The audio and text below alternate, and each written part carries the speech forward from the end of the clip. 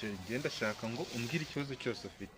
wigonesha umutwe kuri telefone uyu munsi niyo mpamvu naguhamagaye ngo nsanga no mu gipangu byose tubicoce tubirangize nase sheri ubu koko ntabwo uzi ko wanteye inda mutera inda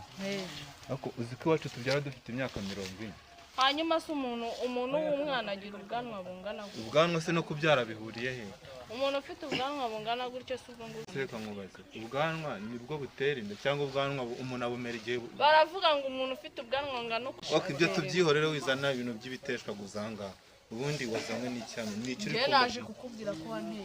aguteye inda nteye inda cyo utumva n'iki ariko inda yagiye mu mwuka ariko uribuka ko twikingiye ariko rwose aho cy'abahungu muri abagore twaryamanye wishimye umeze neza ariko nkubwiye ko wanteye inda utangiye kunyigarura turi abagome bose wowe tuvuga ko ugira impuhwe rero cyane rwose ibyo utagiriye impuhwe se za nkoko mu mucoma yiga agaca amazosi azishyira kuri kumbabura hanyuma se zibereyeho iki atari ukuzirya umva cyo nzi cyo inkoko wariye n'inda naguteye byahabiriye ubwo nyine nawe ari amafaranga uzaziruke uzigurishe wirwarize sibyo si byumvikana sheri oya rwose basi gira impuhwe sheri ni ukuri pe basi mfasha ubu se ko kurabona najya ubu ngubu uratwite ndatwite ndebe ariko mwana